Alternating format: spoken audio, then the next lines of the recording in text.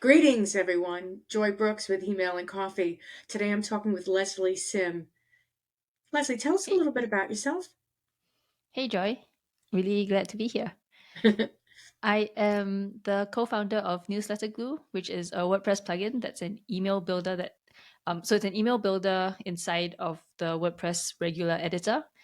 So we connect to your ESP and let you build and send emails from within WordPress. So that's what I do. I live in Singapore, um, and I I guess I coach ultimate frisbee in my spare time and read a lot of books. Read a lot of books. Oh, we'll talk about book reading shortly. I probably won't remember half the authors, but in any case, so you came up with this concept of sending email newsletters through WordPress. Yep. Um, that concept takes quite a lot of work when you roll it out. So how did that all happen? What was the process? How do we get started? Yeah, how did you get started? Like, the concept, the actual birth of the concept, like why? And then how did it roll out? How is it being used and how is it moving forward? Right. So it kind of started, I guess, because of my own newsletter at the time, which, as things go, once I got busy, my own personal newsletter fell by the wayside. But yeah, so I was writing a newsletter at the time, and the original product that we were going to build was a membership plugin, and we had built an add-on to that plugin to which allowed you to connect to MailChimp and send newsletters from within WordPress. So that was kind of the idea at the time. And I had started using that add-on for my own newsletter. I really enjoyed it. Um, and the membership plugin didn't work out. We had trouble getting traction. And so we were going to shut the whole thing down. And I wasn't too sad about the membership plugin because it never really took off. But I was sad about losing that add-on because I was using it for my own newsletter. And I was thinking, like the reason I was sad was because there wasn't an obvious replacement. And it kind of occurred to me that, if I was sad and there wasn't an obvious replacement, maybe there's a gap in the market for something like this. And so we pivoted and turned that add-on into a full-fledged product. And the reception to it from day one was very, very different. We also learned from our mistakes, and so we marketed it differently, built it quite differently. And yeah, it's kind of taken off since day one in comparison to our membership plugin, which we had lots of problems trying to even get people use the free version. um and yeah, so that's kind of how it all started. Hmm. And it's kind of been going from there. Hmm. Do you have what's the international marketplace like for that? What do you mean? In other words, who is using it and Mhm. how does that what does that look like internationally?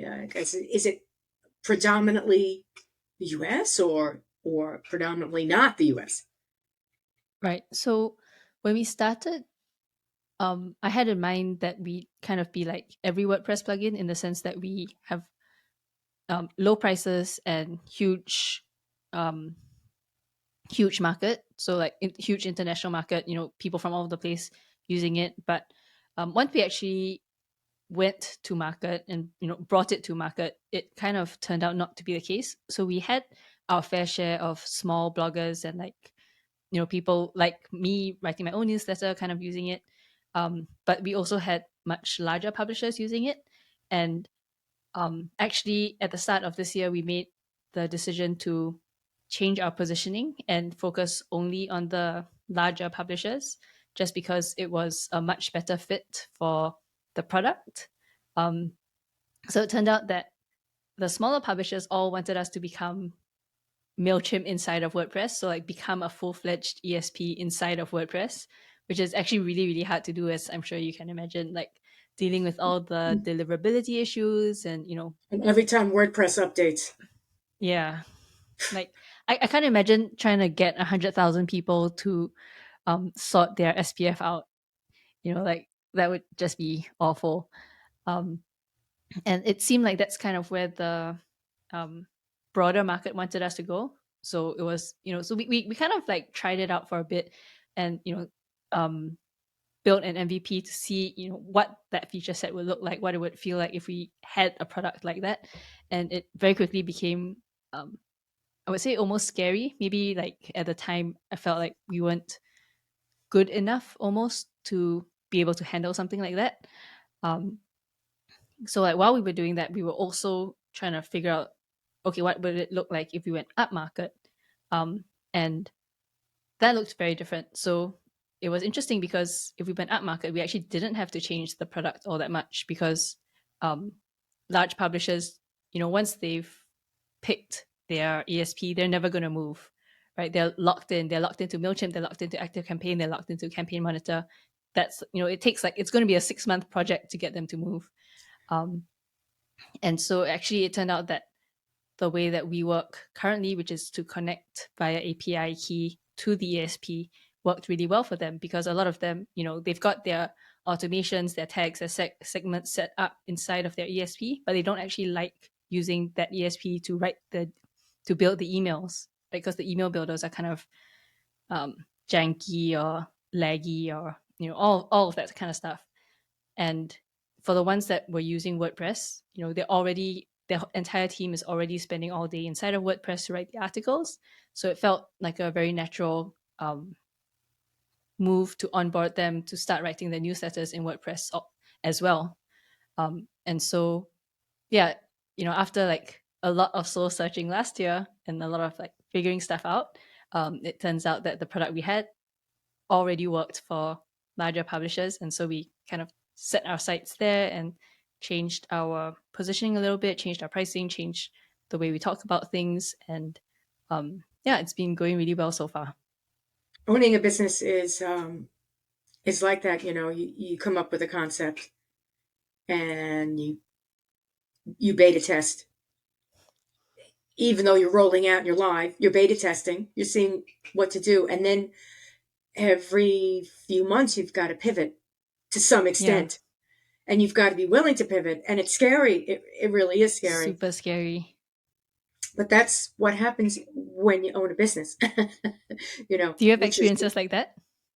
well, when I decided to um, become a freelancer and a consultant, I had to create myself or recreate myself and sell myself as a service. And I thought at first I would create an agency, and I said, okay, let's do 3 months. Let's see what I could do. And I quickly realized I can't sell and do the work at the same Mm. time. So now I need a salesman. So the next 3 months I networked for sales. And at the time, I couldn't find somebody that had my vision. And so at 6 months, I said to myself, this isn't going to work. It's not going to work because I can't do sales myself. At which point, like you went from the small to the large. You had another demographic in mind, and that fortunately, it's still working for you. But for me, I had no other plan. I had plan A and plan B. And so plan C was, it just happened. An agency called me up and said, we've got projects. And I thought, oh, I can become not a freelancer so much looking for my own work, but sort of like a consultant working with agencies. They'll Mm. do the sales. And I Right. said, let's see if this works. And that worked for a good many years. Worked for a good many years. And then the model changed again. And I'm sort of selling myself again, but I realized I need, I have a name for myself. In the beginning, I had no name. So people like, why would we hire you? Now they're like, oh, we're going to hire you. So now I can sell myself. I can't do more than 5 medium-sized projects at a time. I can't, and that's where I'm at. So I pivoted, I changed, and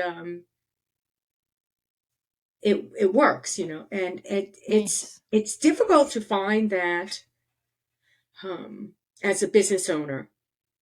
And since the services, is so much a part of you, like as you said, you first began to use it because it solved a problem that you had, and you figured, well, if I have the problem, other people have the problem. And then that grows and changes a little bit. It becomes a little personal. It's your baby. So it's difficult to say, let's shut it down. It's very difficult to say Yeah. that. And it's good that that you're able to stick with it and grow with it, because over the years,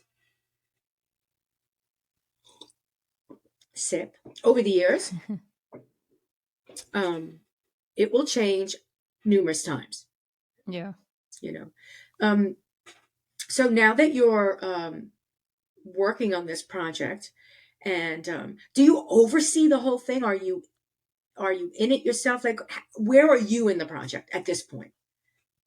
I would say that I'm still very much inside of everything. So I have a co-founder who's a developer. I don't code at all.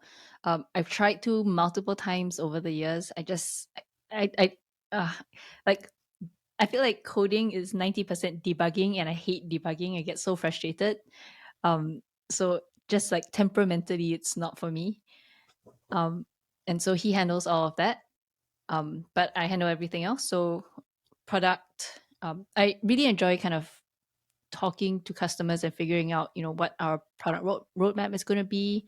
And one of the things that I've had to learn from scratch with Newsletter Glue is product design. Um, and so, like, before that, I didn't know how to do a user interface, and I've had to like kind of figure all of that out. And while I wouldn't say that I'm world class at it, I like to think that I've gotten pretty good, and I'm pretty happy about that. And then on top of that, also, I do the marketing, which is my background. I used to work at an ad agency, and so I feel more comfortable with that. But I'm also kind of learning that a lot of the work that you do, for large companies at an ad agency is very different from startup marketing, which is very um, one-on-one, and like, every lead counts. You're not like, when I was working at ad agency, like we would have multi-million dollar budgets, and you would not really even think about it because it's like you're part of this like whole thing. It's like, sure, we can spend $20,000 on, a video ad. Sure, we can spend, and you don't even like think twice, right? But now the budgets are like, if I can spend $0, that would be great. And I'm always kind of trying to think about how to get the engines going for the first time. And so I guess like the way that I think about it is like plate spinning, or like spinning basketballs. And so, I have to like get each basketball or plate spun up, and then like I'm like frantically running around, like constantly trying to keep them all rotating, because Running. like if I leave one alone for too long, then they fall to the ground and they break. And so it feels a lot like that. One thing that I'm really happy with is we hired a really really good support person at the start of the year. So we had a support person last year as well, but they didn't quite work out. And then my co-founder and I had been kind of handling the support in the meantime, and it was slowly but surely driving both of us crazy. And then so we hired like another one, and this time I was like, we can't afford to not pay more. So we, you know, um, got someone really, really good, someone really senior, and he hit the ground running. We barely even had to train him. Um, and he's just kind of like taken off the whole thing off my shoulders, and it feels so good. Like now I just kind of pop in every now and then to our support inbox, and I like see that he's handling everything amazingly. Drop him a couple of messages here and there, and like he takes care of the rest, and that's been It's amazing. it's always good to have key personnel. That's Yeah, really, after it really is the people in the company that run it, and the people in the company can run it to the ground. They can take a mission and destroy it until, yeah. okay, this isn't working, and I just don't have the energy or the effort to go through this all over again. Where, if somebody wants, um to purchase newsletter glue? Is it a WordPress is it a WordPress plugin that they can purchase through WordPress? They Where is it available? they can go to newsletterglue.com and purchase it there. So Okay. that's our site. You purchase it directly. We So don't have a direct. free plugin on the repository. Okay. Okay. So so you are in Singapore, which is Yes. very exotic to me, um, having not been there. Um, do you travel a lot around? Yeah, quite a bit. I mean, COVID obviously put a stop to all of that, but pre-COVID and now, um, post-COVID, definitely getting back to traveling a lot more. I think like one of the nice things about living in Singapore is that the you can go to another country in an hour. You can I would say you can go to, well, minimum two countries in an hour. So you can get to Malaysia and Indonesia in under an hour. And then if you expand that to 2 or 3 hours, you can also go to Thailand. And I'm probably forgetting some other countries because I have horrible geography and this is embarrassing. But Well, that's um, okay because in my head I'm mapping it out, and I'm waiting for yeah, you to say like Philippines is near Australia. as How well. far away is Australia? What is it? 5, 6 hours? I want to say 4 hours to 4 hours. Perth, but let me just check. It's an interesting place to be because there are well, Asia itself presents you with quite a number of different um, 5 hours to Perth. 5 hours, Yep. and then there's obviously New Zealand, Yep. but you've got some really ancient civilizations with lots of different peoples going on, with lots of different foods and lots of different cultures. I mean, they're all over the thousands of years, they're all related, but they all Yep. started somewhat differently. Um, how far is India away? It's to the west, but I'm just trying to. Good It's question. I'm not even sure which is like the nearest. I mean, it would be eastern India that would be Yeah. closest to you, but you've got the ocean there. Yeah. You I know, don't know. I'm testing your geography. Have you Yeah. ever been to India?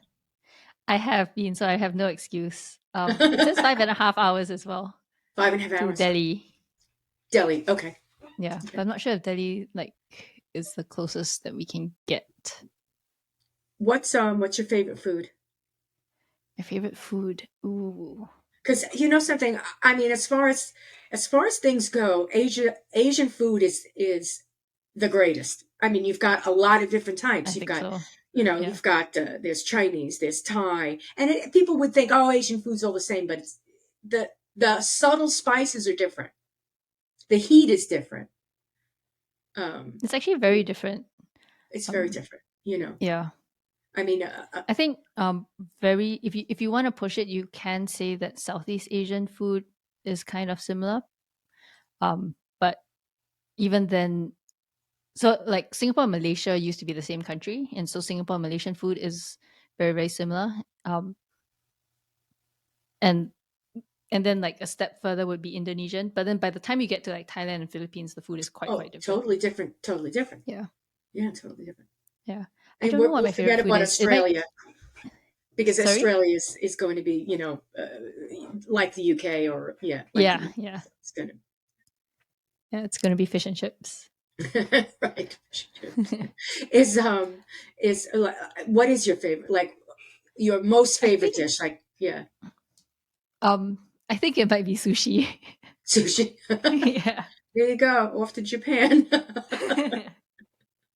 Now, how far is Japan? Japan is a I think distance that's from. 8.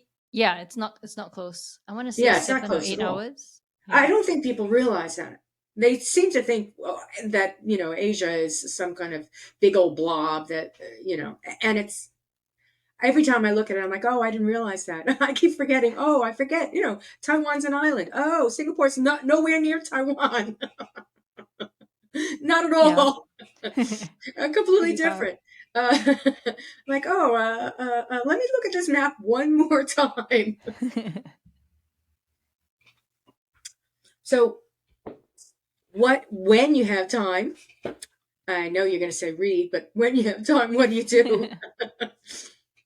um, yeah, so lately I've been coaching more ultimate frisbee. So my weekends have kind of been taken over by that.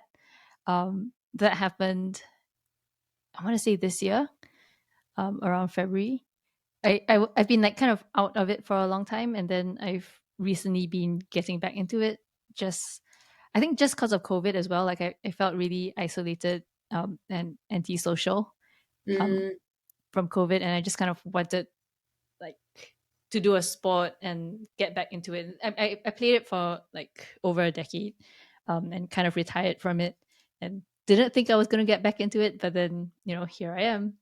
So I guess like that's something that I've been preoccupied with. you said frisbee, right? Yes. So what? I mean, like, what is this frisbee Uh, sport? New York actually has a pretty good team, so Does it? you should Oh, yeah you should look now I'm into gonna have to that. check it out. It's a seven-a-side game field sport. Also played on the beach. Mm. It's kind of a combination of um, I guess soccer and American football and With a netball. frisbee? Yeah, but with the frisbee. So you can throw it. You Yes. can't um you can't run with the disc. So you have to throw it to progress the disc, and then you score in an end zone similar to football. And there are guards. Yes, so there's defense. So it's 7-on-7, and it's kind of fluid like soccer. So it's not like American football has a lot of start and stops, right? Right. Whereas like soccer is just kind of like the game just keeps on going for 60 minutes or 90 minutes or whatever. Right. So it's more like that. So you throw the frisbee, then you run. Somebody grabs the frisbee. Yep. If you're blocked, they grab the frisbee and throw it to one of theirs. If it Yes, that's falls, a what happens? turnover. If nobody picks Uh, it up, or if it falls out of somebody's hand, or they miss it, what happens? that's a turnover. So Okay, if that's the offense was throwing to another offensive player and that player like dropped the disc or something happened, then it's a turnover. Then defense becomes offense, and then they get to play. oh, yeah, this is too much for me. Is it? It's not. Well, there's no tackle. No, it's a There's no tackle. non-contact sport. No, it's not contact. So nobody can like. It's not like basketball. Well, somebody can do this, but Yeah, they can like but kind they of can't. They can't. obstruct you. They can't push you. Yeah, you can't push, and you can't like knock the frisbee out of your hands or anything like that. Non-violent. Yeah. do do you you play where do you play? Do you play in a field or on the beach? I'm doing both. So I'm coaching right now. So I'm coaching one team on the beach and one team on the field. Okay. Is it big? Is it big where you are?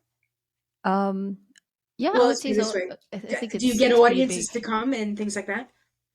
Um, Not so much. Not so much. That Yeah, hasn't caught on yet, but it's fun. yeah. So you In guys are just in in the US, I think you'd be able to go for some games with audiences and stuff. yeah. People will go see Yeah. anything, especially if you're on the beach. Yeah. um, We guys actually and girls, guys and gals all together. Obviously, it's it there doesn't really there, matter. there are different divisions. So Oh, okay. there's men's, there's women's, and there's also mixed. Mixed. Okay, that's fun. Yeah.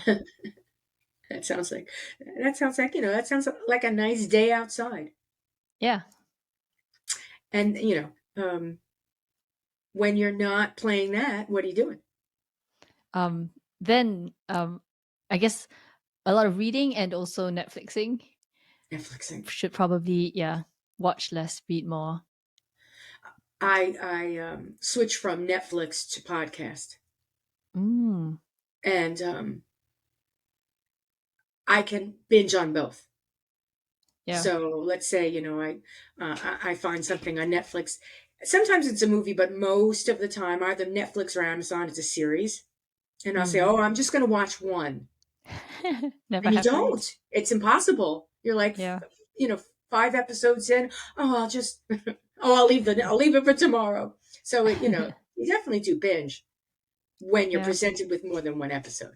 Definitely, definitely binge.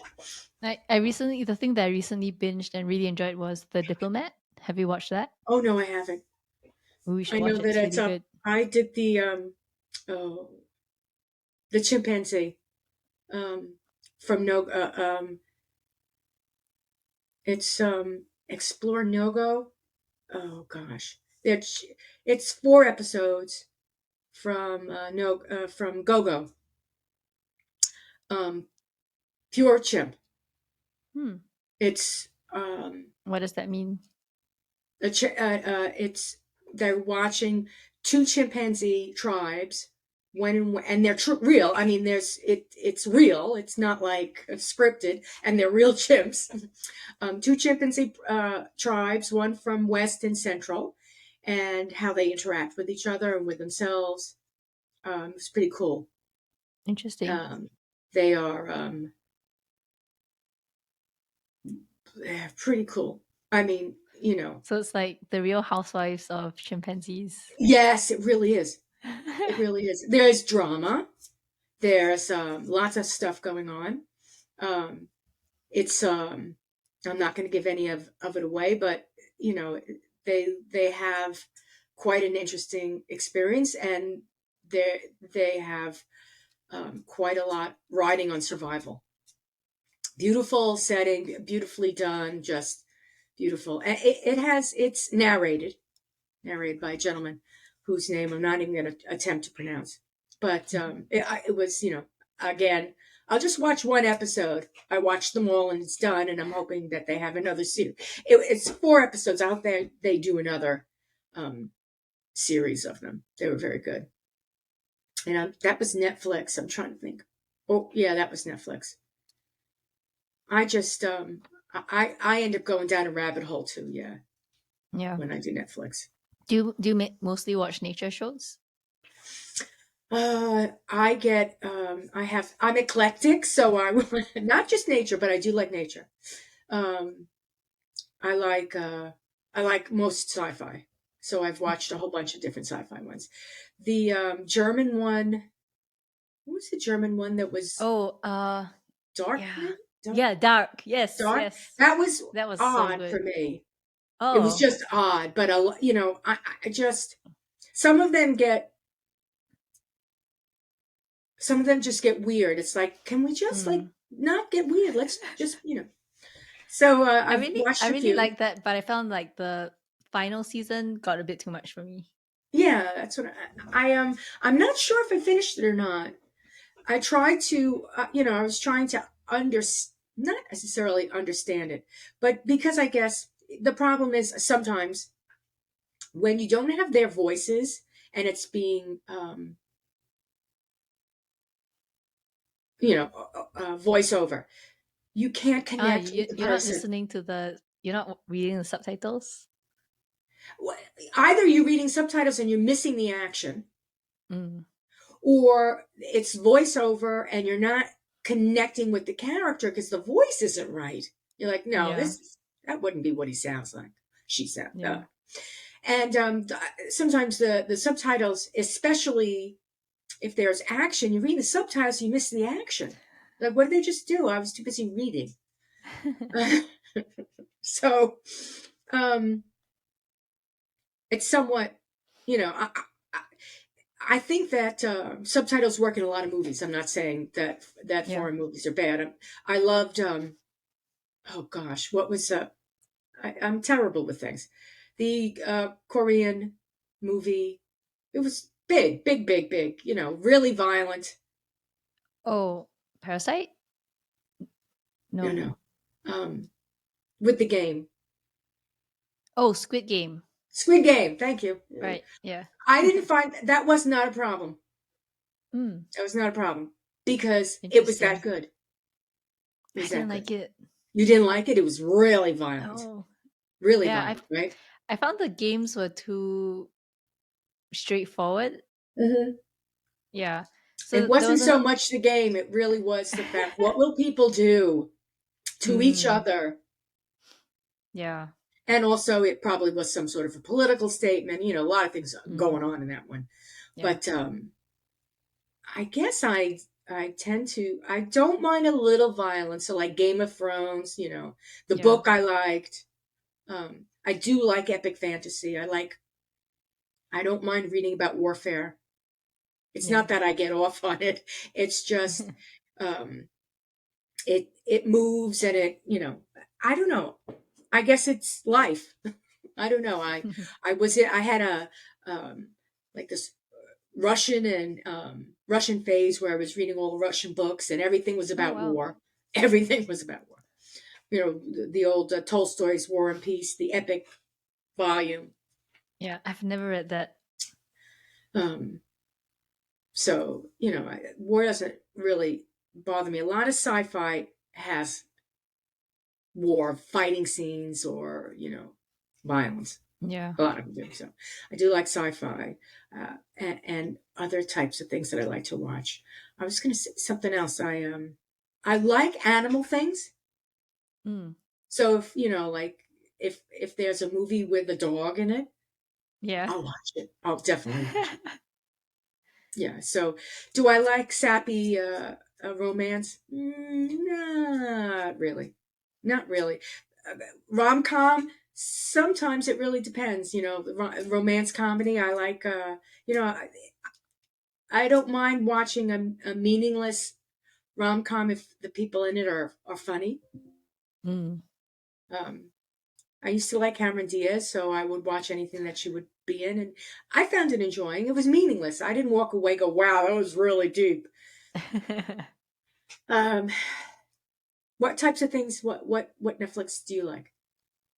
um I like I agree, like the right rom-com is can be really entertaining, like just like mindless, enjoyable. I think Nancy Myers, is she the one that makes all the rom-coms? Yeah, Nancy Myers. So I love a good Nancy Myers. And the other guy, the British guy, um, oh, is that like Didn't she just come out with Richard? another rom? Wait, is uh, Barbie hers? Oh, really? Why do I think that? Because the name I remember, I seem to remember it just being mentioned, or she's just come out with something else. But Not sure. I'm looking forward to seeing Barbie Oh yeah, because uh, I like Margot and I like Ryan. I think Ryan. it's going to be Yep. fun. They've got quirky Interesting. Yeah. characters, I think it's going to be funny. It's like Barbie, Barbie, Barbie, and Barbie with Ken, Ken, Ken, and Ken. So the setup itself is going to be humorous. Yeah, I'm not sure that I'd be able to watch like I don't know. I feel like they'd have four jokes and then they'd run out of material. I know, I know. Yeah, Well, that's why I'm interested in seeing what it's going to be like.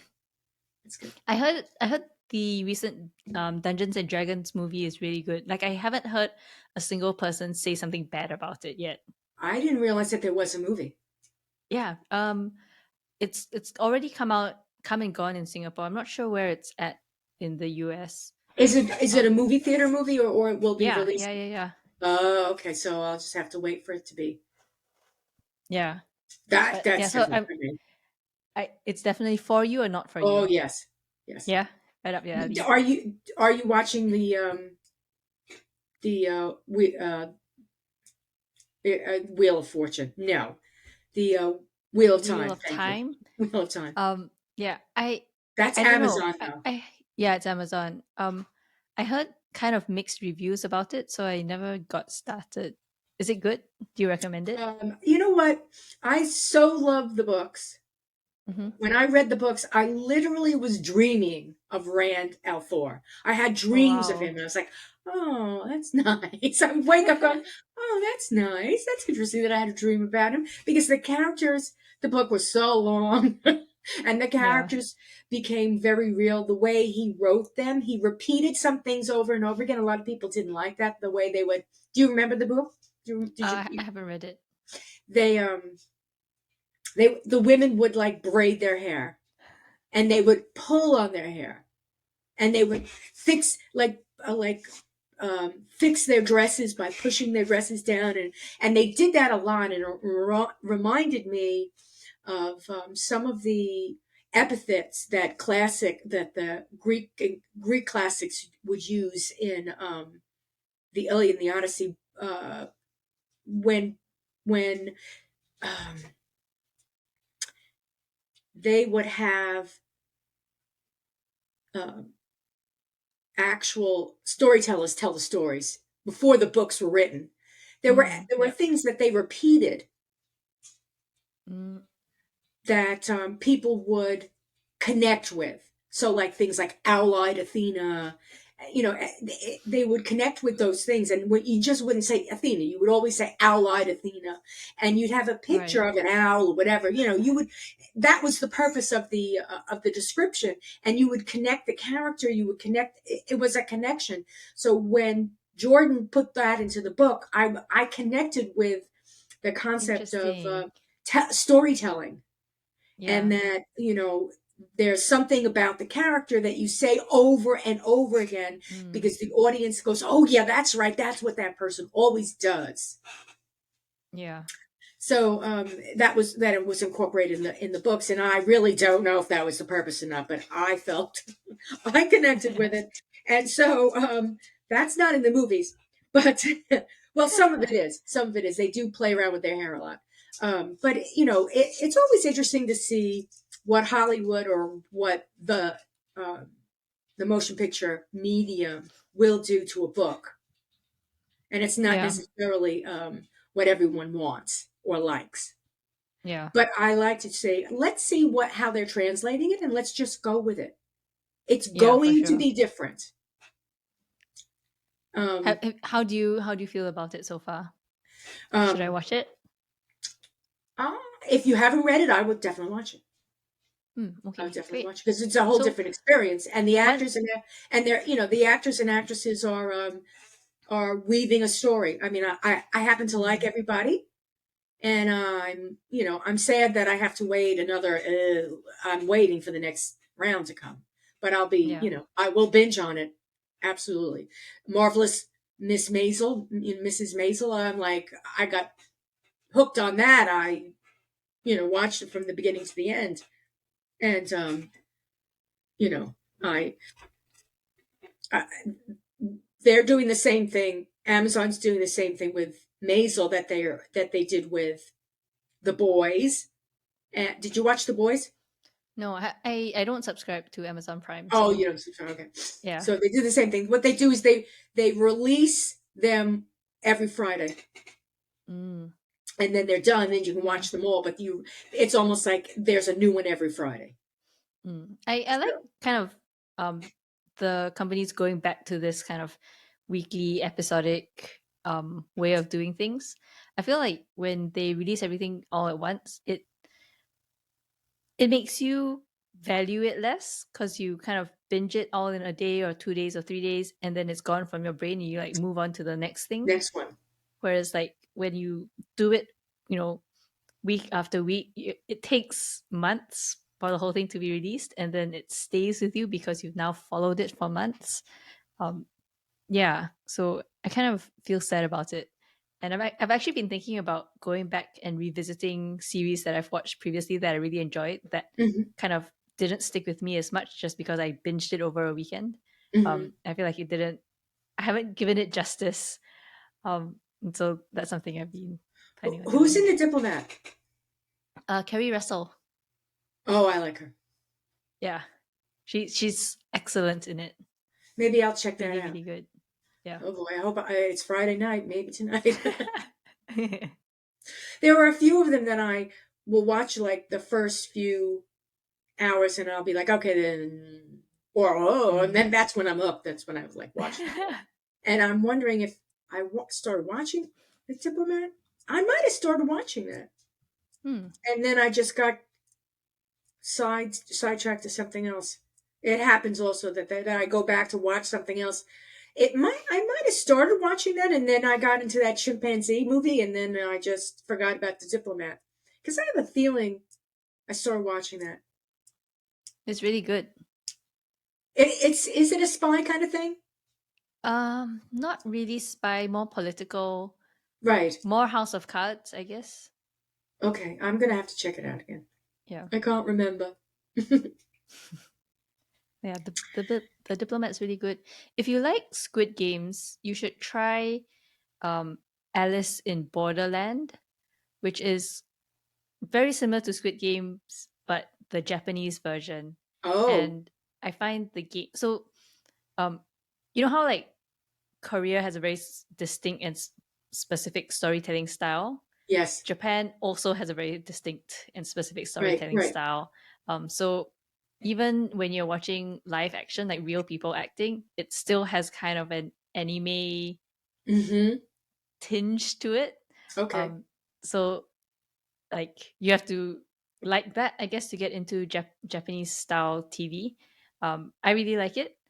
It makes it like all the characters are kind of they're characters. They're not people almost. They're like Right. stereotypes, like very very over the top versions of people. But what I liked about it were the games. The games were really really creative and interesting, very different from Squid Games, where the games are quite boring and it's like almost a drama. You like see, the human condition, Right. whereas Alice in Borderland is very much more like computer game style. These are like really interesting games. How are people going to solve it? I'll take a look at that too. Why did I miss that? What? There's some things that are coming out. I get emails. I get emails from Netflix, Oh wow. and I'm always looking at them, going, yeah, no, no, yeah. That's possibly where I saw the diplomat.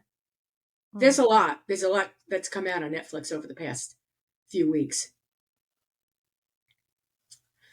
Yeah, I have not watched regular TV. There's nothing on regular TV. Yeah. If anything, I literally downgraded my package, and I don't see going back. It's Yeah. over. I mean, it's completely over. There's no reason to watch the news. I can get the news anywhere, Yeah. You wanted and to, you that's could YouTube it or just get it exactly on podcast, right? exactly, and that's when I go into the podcast thing where I like to watch podcasts for a number of reasons. One is because I like to watch other people's interview style, Mm. um, and learn because I am not a professional, and not saying that they are professionals, but you can always learn from someone else. Um, so I do watch a lot of podcast interview style and conversation style as well. And when I do watch the podcasts, I have a whole bunch of different like types of podcasts. Like I like history Mm. podcasts. Um, I like interview podcasts, and I like I don't want to say political, but they're current events. So they'll Mm. discuss current events, Yep. um, and many times the conversation is three-sided. So this one says this, that one says this. So I'm getting sort of a bigger picture. It's not. I'm just not listening to one side say that the other Mm. side, deserves to, you know, fry at the steak. Um, so, and as I said, I'll end up binging on that too. So the end of the day will come, like, oh, what happened today? I do like Joe Rogan. So, like, who is Joe Rogan speaking to? Oh, he's talked to Mm. another wrestler. Okay, no, I'm not interested. But occasionally he'll have a conversation with somebody. I like when he talks to UFO people, like people Mm. who because I'm I like that sci-fi, so he'll talk to people that have encountered UFOs or are studying UFOs. That's one of my favorite topics. Interesting. I I didn't even love. know that he interviewed those people. Oh yeah, he's big on UFO people. Big, big, big, big. He believes in UFOs. Oh. He believes we've been visited. Matter of fact, he'll say, "I don't understand how we haven't been visited." essentially. And then somebody will convince him and otherwise, and then somebody will convince him otherwise. So he goes back and forth. But so I love listening to those kind of conversations. And I have this. Well, this is the only thing I do watch on TV. It's this. I don't know if you ever heard of Skinwalker Ranch. No. That's a place in Utah that, for whatever the truth of it is, they're making it out to be like a vortex, Okay. a real live vortex where What does that strange mean? things keep happening. Oh, like Area And the 51 native type of. population, the Utah native population, the Indians, I'm not even going to begin to tell you what type of native the tribe is, but some of them were Utah. Um, they called it Skinwalker because they would um, see an animal that changes its skin. Wow. So it would be like a wolf. It would be like, a man becoming a wolf. It's not like a werewolf, but it's werewolfish. And And that's this is what the, they capture and this it's on true. I film? mean, this is folklore, but it's in a place. It's a true place. The United States government owned it for a while and studied it. And now they've got a crew there. It's been like 3 seasons. And they're doing all these experiments. And it's probably a lot of hooey, but I'm fascinated by it. I just, I can't imagine we're alone, but I can't imagine that Mhm. if we aren't alone, why somebody hasn't gone, hi, we're here. You're stupid. We're not. We traveled 1,000,000 miles. You're a bunch of idiots. What are you doing? So I don't know. I don't know. A lot of people say, yeah, we have been visited and we're that. So I'm like, ooh, that's concept. Hmm. In any case, so Lots of interesting theories, yeah, for sure. I really like to have my mind blown where Mm. I'm like, I don't necessarily believe it. I think it's hooey, but ooh, that's good hooey. That's a good bunch of garbage I've ever heard in my life. That's cool. That's cool garbage. I I think also that's watch a lot what. of I'm sorry, what? Yeah.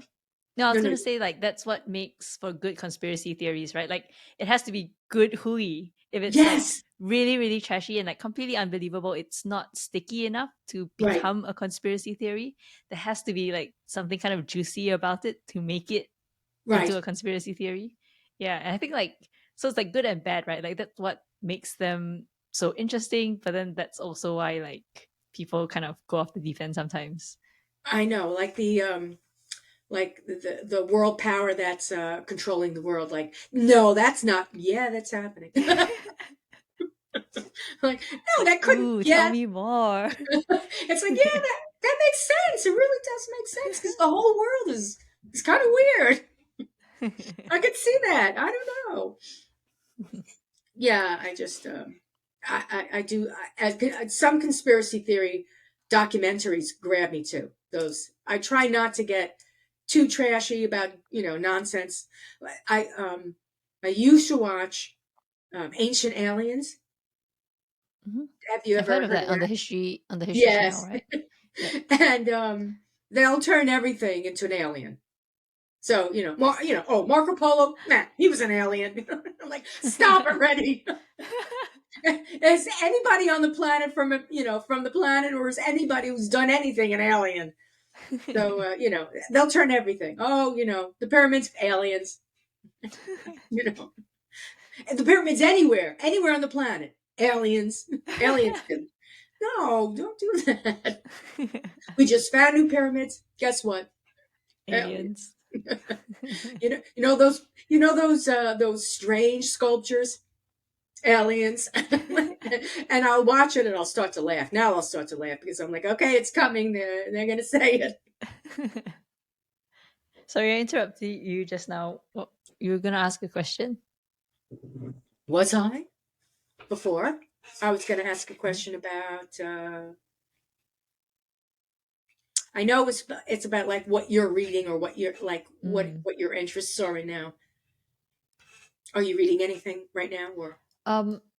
So I went to the library this morning actually and just got a bunch of books. And so I wanted to just go to the library, browse, and try to choose books that way. So typically I try to do a whole bunch of research before I even get to the library and pick the specific books that I want.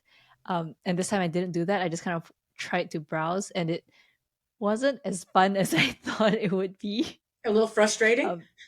Um, it was frustrating, and you kind of realize that I guess it's a library, right? So it's trying to cater to everybody. It's not my library, and so there's so much more junky books than you like a lot more junky books than you'd expect. And then obviously everything is uh ordered in terms of author name, and so it's like not Right. necessarily in terms of genre, or it's Right. like kind of genre-y, but it's also like mostly like it'll be like adult fiction, and then like Right. You'll just have like all of author novels and then it'll be names. alphabetical. And then, Yeah, right, right. yeah, Adult and it's like fiction, all in more alphabetical. alphabetical than like a bookstore. So like a bookstore is like kind of primed to make you buy stuff, and so they've got like stuff that's interesting out in the front, and they've got like they've organized it in like more smaller subsections, whereas the library is just like mostly alphabetical. Um and I think like I never really just kind of tried to browse before, so I ended up Mm, with three books, and I couldn't even tell you like the names of them. One was Travelers, maybe. And I also can't really even tell you what they're about. I just kind of like picked some at random and then went home. So this was a really long story about nothing, but just to say that I which book are you going to read borrowed a bunch of first? books, no idea what they're about. Well, no, do Uh, you have one? Did you pick one up yet or no? Not yet. no, I haven't. I But haven't started no, yet. Yeah. I just, I finished a book, and, it's a Polish fellow whose name I'm going to kill. Andrzej Sapkowski, who did the Witcher series, Hmm. Yeah. but he also did a trilogy called The Hussites, which was a historical fiction that takes place in Eastern Europe, Poland, Czechoslovakia, Germany, Hungary, Romania, all that entire area. It's part of Russia too, Ukraine, in the 1300s. And there's magic involved. Obviously, that's the fiction part of the history. But I enjoyed it. It was three books, and I was coming to the end of the third book, and I thought to myself, I don't know what I'm going to read. And then now I started to panic. There's another book that I want to read that hasn't been released yet. It's the second book. Daniel Abraham, I hope it's Abraham, wrote a book. He just wrote a book.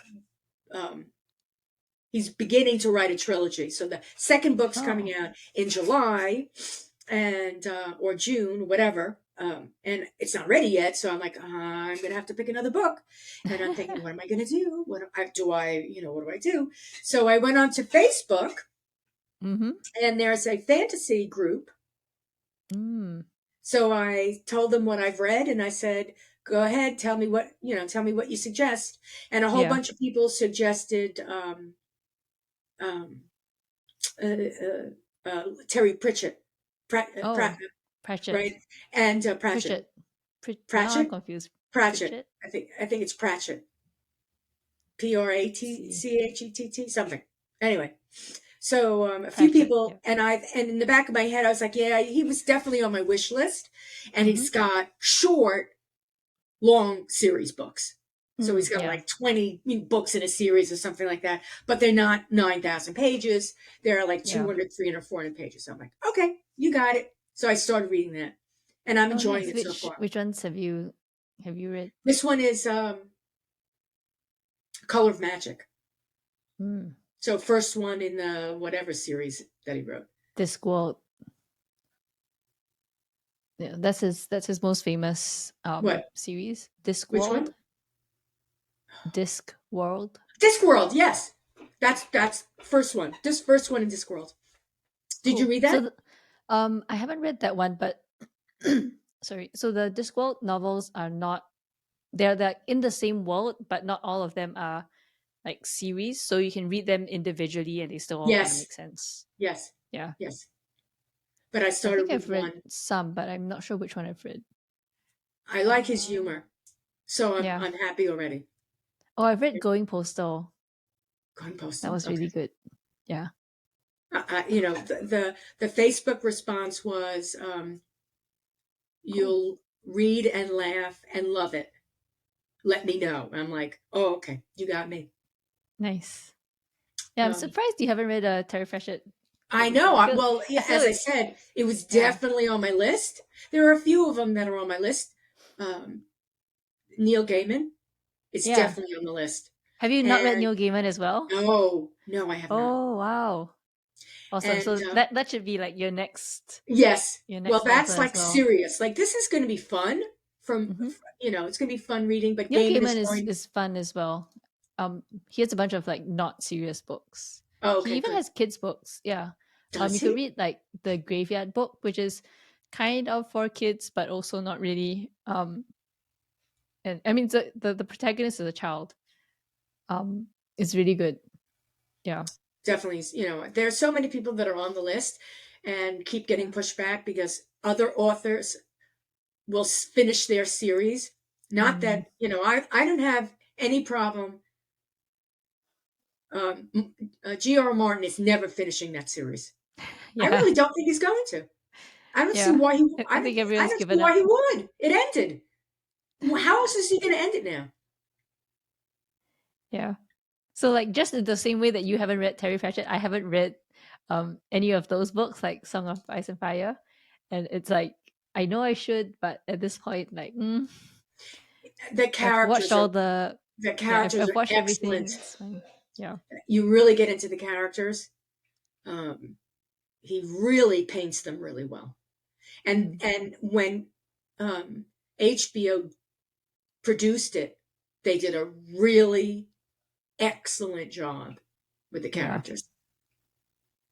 Yeah. I I really, think really, that's really like Game of yeah, Thrones. they did an excellent job. And they stretched the story, but that was okay because they didn't do anything that I was like, oh, he would never do that. It was Yeah. it was a stretch, but as I said, I allow some um, creativity because the medium is different, and as long as Yeah. you don't kill it, like go Yeah. for it. What are you going to do here? Because it is different. It's reading the book. It's in your mind, and you hear them. Everybody hears them differently. Everybody sees a scene differently. The words are the words come out. I mean, reading is such a different experience. A lot of people don't like to read because, Yeah. yeah, it's in your head.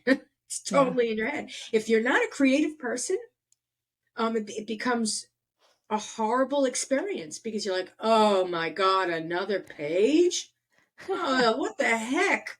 Isn't he done talking yet? But if you're really creative, you've set the scene, you can smell it, you can feel it, and if the writer's good, you're just like with it. You're just, I mean, Yeah. I enjoy reading. Immersed. Exactly. I really do Yeah. enjoy reading. I guess I'm I don't know. Is that the difference between an introvert and an extrovert? I don't know. I don't think so. I'm sure plenty of extroverts enjoy reading as well. Yeah, because it Yeah. becomes very personal to me. I'll Mm. Yeah, yeah, cry yeah. and Same. I will carry the character for a while. Yeah. And occasionally, when I'm reminded about, still to this day, when I'm reminded about a character, um, whenever anybody talks about Dostoevsky, I'm reminded of some of the characters in his books. They were so sad. Mm. That was the period of my life when I was the saddest. So I really related to everything that was going on with Dostoevsky. It was like murder, suicide, desperation, insanity. I mean, I'm like, yeah, that was exactly what I was going through. It was a perfect period in my life. I think the book saved my life Wow. because I realized, oh, you know what? I'm not alone. And not that the characters were real, but the author was real. I thought I'm not alone because I'm thinking the same things this author is thinking in his characters. So, That's why I really do enjoy books. Um, Yeah. so, you had mentioned, I mentioned podcasts, but you mentioned podcasts something when we were talking. So tell me Yeah. what's going on with podcasts. So I just starting a podcast and realizing how much horrific effort goes into producing them. Um, so my idea was to do like a whole season. So record the whole season, edit it, and then drip them out one by one. So good and bad. So the good thing, oh, I should tell you what the podcast is about first. So it's about creating a must subscribe, must read newsletter through actionable case studies. So I've been trying to interview, people from Litmus, people from other like software, um, yeah, and like growth consultants, basically around newsletters specifically, um, and kind of learn what makes newsletters grow, what's working now in 2023, how do you monetize newsletters, how do you set up paywalls, all of these things, and how do you do deliverability, how do you solve for that? So like super actionable things that people can use and take away and apply immediately. um, yeah, so that's kind of like the premise of the podcast. That's excellent, And Leslie. That is just spot on. um, yeah, I'm but looking it's so forward to it. interesting because thanks. Yeah, I should get you on for season two. So I've like already recorded season one, and so we've got season two coming up next. That'd be really awesome to get you on. And yeah, so but like there's so many struggles which I did not anticipate. Like I thought it'd be really easy to host and kind of get people on and like sure they'll like talk and it'll be super easy, and it turns out no, if you want to have really actionable stuff you actually have to do quite a lot of prep work before to get good questions, make sure that the people you get on are experts at the thing you're asking them about, and not only do they have to be experts, they have to be experts at talking about it coherently. And so you have to like give them all the questions in advance so that they can like do the prep work. Because sometimes they might be like, oh, I haven't covered this for a while, I haven't talked about it for a while, um, so I can't like just kind of riff off the top of my head. So I'm like learning all of that stuff, and then I also wanted to have fun stuff, so I've like added like questions um like fun questions, and like I've like been getting feedback, oh, you shouldn't put the questions here, you should put them in like this like at a later stage instead, and just kind of like figuring out all the nuts and bolts. Even Mhm. just kind of I spent like way too long trying to design the logo for the for the podcast and set up the website for it, just like all the stuff. It's like grown into this huge thing. um I wanted it to be video at first, but I'm realizing that it might have to be audio only for the first season, at least, maybe video in the future. But that just kind of gives me a lot more leeway to um, edit stuff down a little bit more, and also um, sometimes like I feel like the things that I said to like the lead-ins to the questions could be improved, and so I can't change it if it's video, but I can kind of re-record myself if it's audio to Right, like make the question clearer and make sure it like sets up the person better for the way they've answered it. So like all of these things, right? Like it's crazy how much stuff that goes into it to make it really really good. right. And I feel like I'm not even like at the really really good point, I'm just at the decent point right now, and it's still a lot of effort. You're creating a production, a a valuable production. Are you? Is this going to be subscribe only, or is it just going to run? um what do you mean by that? In other words, people gonna is it like a master class? God bless you. Is it a master class? Is it a master class podcast, or is it just a public view? Some people like Anyone there's a can. paywall. Oh, no, no paywall, no paywall. Yeah. I went through everything that you're saying the winter before I began. So Mm. it was the end of 2019, and I thought I'm going to do this, and I talked to a few people because that's the first thing that I wanted to do. So I talked to a few people, um, people that I didn't even know, to get an idea of what they thought, because I didn't want my friends to tell me, oh, it's good, just do it, you're great. I don't need that, because that's all my friends were saying. Yep. So I got a bunch of different opinions, and then um, that stupid little voice in the back of my head that talks to me all the time says, just do it. So I just do it. And that's not to say that's the way to do yours. That's the way I do mine.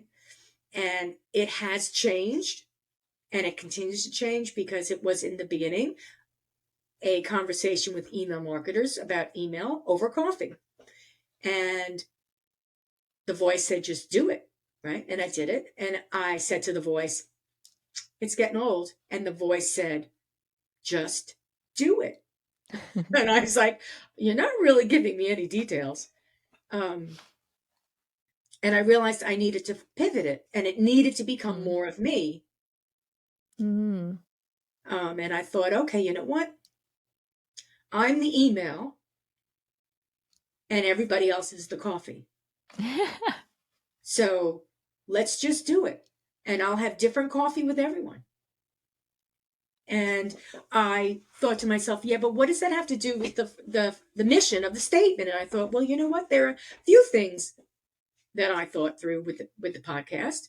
I thought every email marketer, or any email marketer that was following me, the two people that are following me, I'm just saying, the few people that are following me that are email marketers, they could be a partner with you. They could be a partner with a shoe salesman. I mean, they could be, their clients could be anybody.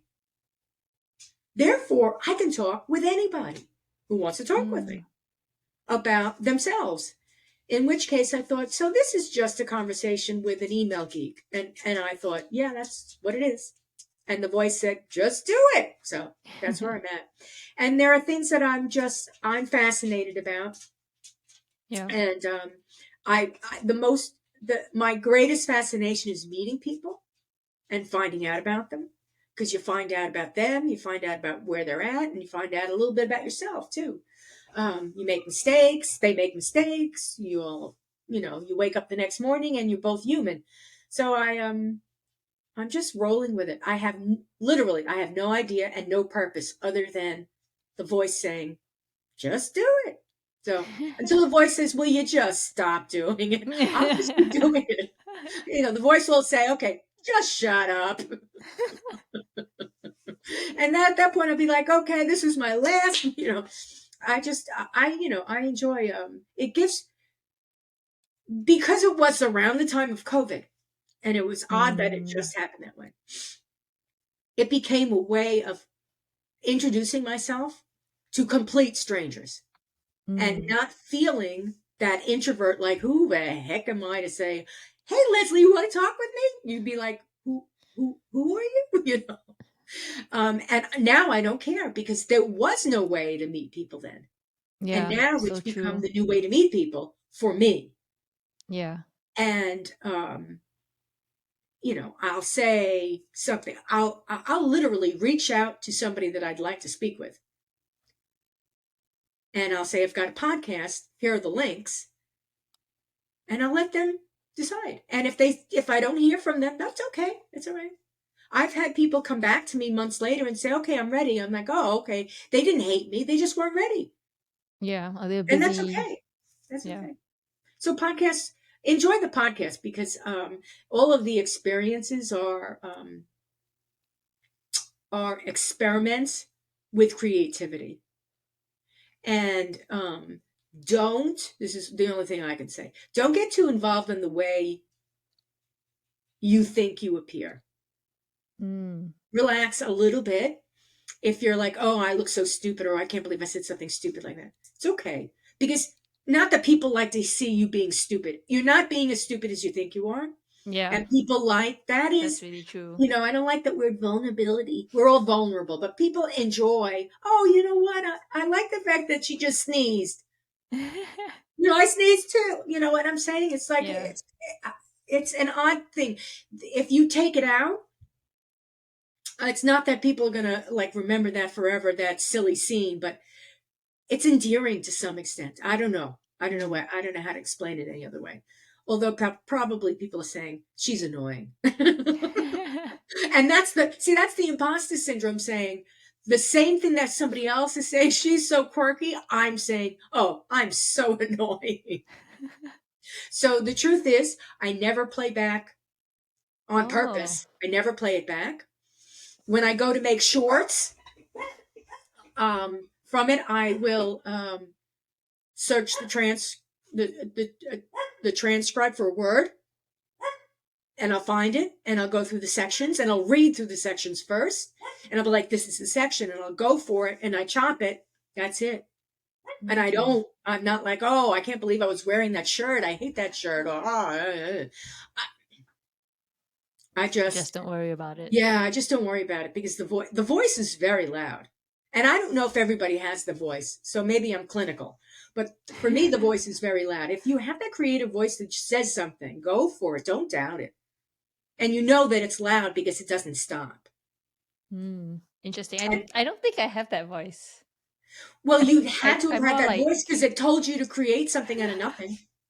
I think it's more like interest. So like I've been really interested in podcasts recently, and like um there's this one podcast by Rob Hope called the Yo podcast, and he interviews designers. And I love that podcast because there's so many little tidbits and like different segments, and it's very earwormy. And so I felt very inspired to create something similar. Obviously, the moment I started, I realized how impossibly difficult that was, and so 90% of my big hopes and dreams have kind of washed away. Um, but like that was kind of the inspiration for it. And so I think like for me, there isn't a voice telling me to do it. It's more like I see something and I'm like, I feel so inspired at that motivates me to go do it Do and it. like create the vision of what I have in my head and like Okay. make it real. Yeah. So you have so you're a visual person. I So don't know. you have a So vision. I'm pretty sure I have aphantasia. So when you close, do you know what aphantasia is? No. So when you close your eyes, what do you see? Like if you close your eyes right now, can you picture your room? Like the room that you're in Yes. right now, Oh, can you yes. see it in like 4K, like full like Yes. TV screen? Yep. Yes. So I can't. So when I close my eyes, it's like more or less dark, blurry. Um, there isn't really anything there. So there's like a mental sense of it, but I don't really have a picture of it. Wow. Okay. Yeah. There's a mental sense. So you're So I understand create like the idea of what the thing is that I can see. right. So like I know that there's a display in front of me. I know that there's my mic in front of me. I know there's a camera over here, but I can't see it in 4K. Like there isn't an image. I definitely images are burnt into my head. Ah, Burnt. yeah. Burnt. So I don't have that at all. So when you say When I'm a I'm visual sleeping at person, night, like when I'm sleeping at night yeah. and I close my eyes, let's sometimes the TV is on. And it's flashing. I can see the light through my eyelids, not my eyelids. And I'm, hearing whatever it is. And I'm seeing whatever it is. Even though I don't know what's going on, Hmm. I'm seeing it play out. And I'm like, oh, I'll Interesting. just open my eyes and watch this for goodness sake. Or I'm like, it's boring. I'll just turn it off. Hmm. Or I fall asleep. But yeah, I definitely, um, I'd say my inner self is very loud, Hmm.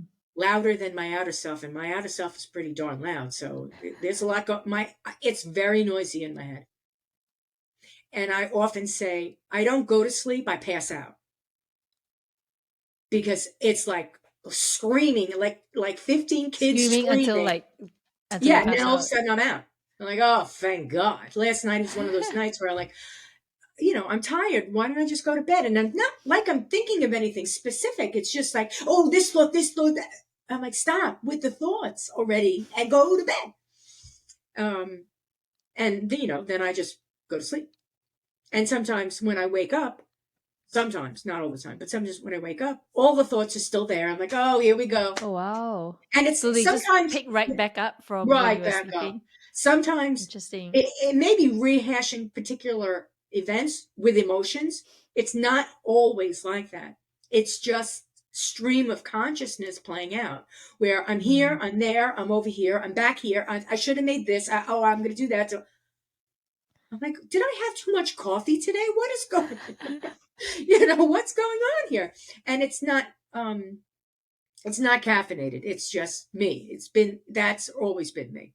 A lot of things going on. So that's why I actually, it is definitely a voice because, as I said, it's noisy in there, Mm. very noisy in there.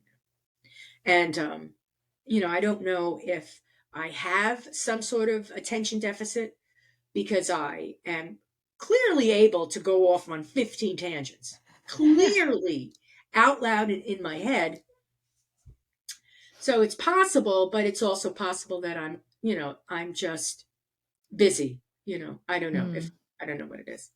It I like to say that I have Instagram ADHD. So like I relate to a lot of what people on Instagram say that they have. But like when it but sometimes I get when I watch stuff where with people with like really hardcore diagnosed ADHD, I'm like, okay, no, I'm not actually like that at all. So I don't think like I'd be diagnosed as ADHD, but I think I have a lot of like mild ADHD symptoms. I think we all do. Yeah, I maybe really do at think. this I point, mean, right? obviously, there are some people that are hardcore, and I wouldn't Mm. know because I'm not. But um, I'd say it's interesting that you said Instagram because now Instagram is so different as a social network because we're so used to clicking links and going different places, and that's not Instagram. When you get there, it's a Just conversation. like You're done. scroll. You're done. You're done with it. The image, the conversation. That's it. You can gang bang other people onto it, but you really can't. You can't click from it. Mm. So it's a small little experience, and it's different. It's a different experience than all the other social. And I've always said to people who business wise, oh, I should be on this, and this. I'm like, no, you don't need to be on all those social channels. You got to pick your social channel. They're different. Twitter is so different than Facebook. I mean, Yeah. Facebook is the long conversation that goes on forever. And if even though you can have those Twitter arguments, I can't find the thread, so I'm finding the fifth person in the argument, and I have no idea what anybody else said. No idea. Like, how stupid are you that you said this, but maybe it wasn't a non sequitur. Maybe it made sense.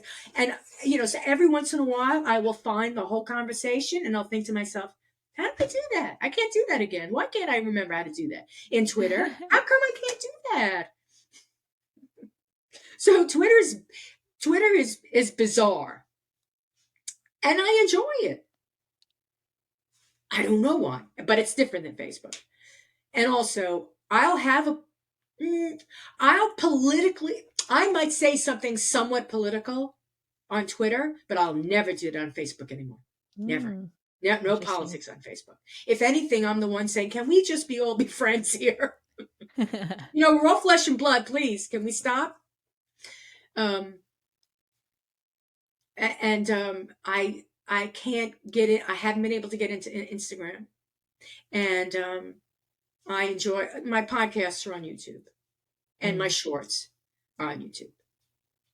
And I've always used YouTube because I'm in email marketing. And when I work with a client and they don't know how to do something, I'll be like, okay, I'll record a session for you and I'll show you how to do it. So YouTube was always a great outlet for me to host. It was for host videos. So that always works. I always got YouTube Mm. and then podcasts. Um, Nice. and LinkedIn is right now. LinkedIn is weird. It's going through an algorithm change. First, there was a few years ago, it was good. I was experimenting. There's a lot of things you could do. And then suddenly everybody's doing the same thing. And then now everybody's talking about Chat GPT. And I'm like, okay, I'm taking a holiday from, from LinkedIn. Yeah, I'm trying to get back into it for marketing purposes, but it's starting a social media platform from scratch is always painful. Yeah, but the thing is, you It's really do always realize awkward. you need to have a goal and a focus, and Yeah. you also need to understand the medium. So, like, what is Yeah. LinkedIn potentially going to do for me? How can I do that? Um, what elements am I going to use? Like, what is my schedule? All those things. And I had all of that laid out. And as I said, LinkedIn has been changing. And I think they're doing it, they did it slowly, but it's gotten to the point where, it's a fine. It used to be like gray area, but there's like a gray area. And then there was like a big old wall. And now we're on the other side. So it's a little different. And I'm still finding that people are doing the same thing. And I'm thinking, but it's not working anymore. Mm. So, I'm probably the only one that's going to say, I don't mind the concept of the story, but I can't take it anymore. I don't really care what's like how, if you've got something to post, I don't care about what happened to you at the store before you posted. I really don't. I'm like, oh, am I the only one who's saying this? Like, or some sort of a travel plan you had, and at the very end, subscribe to my blah blah blah. I'm like, I just, I'm not real. I'm not connecting. Maybe it's just me. So I'm like, the story really needs to be something that you are going to that the prospect is or the reader is going to connect with. So not Yeah. just connect with I did that too, but connect with you. So you resolve the problem. I don't. It's not the hero myth where, okay, I got into my car, I had an accident, and I met the nicest person in the world as a result. Buy my product. That's a non sequitur. It doesn't make sense. Yeah. Um, it's got And to it seems relate like to a the lot of product. LinkedIn stories are like that, right? It's got to relate. And that's the difficult part. And I think that's what everybody was saying from the beginning. The story, tell a story, but the story needs to relate to your mission. If it's just the Yeah. story, please don't do that. Because we all have Yeah. stories. I'm more fond of you, so I'll like your stories than I will listen to 15 other strangers telling your story through their lips. It's not your story anymore. And they're doing that. They're telling the same story over and over again. And I'm probably the only one. I've had this conversation with a few different marketers, and they're like, "Joy, you're wrong," and I'm like, "Okay, I'm wrong. Well, I've been wrong I'll tell you before. in 6 months Yeah, if I've been yeah. wrong before. I don't know. I'm just saying." So, if people want to find you, and or you told me that it's newsletter glue, but is there other ways for people to find you, Lesley Sim, on the internet? Yeah, I'm on Twitter a lot at Lesley underscore pizza. So Lesley_pizza. So they can find me there. I'm on there all the time. So I think that's kind of the easiest place to find me. Um, and I guess I'm gonna be on LinkedIn soon, but we'll see about that. We'll see about that. You'll have Yeah. to do your podcasts. You'll have to release them to just to see if it gives you any leverage. Yeah. Good point. You know, it's just you check it out. I mean, life is an A/B test. Everything in life is like, I'll do this. Yeah. Oh, that didn't work. How about this? Oh, that works. Ta-da!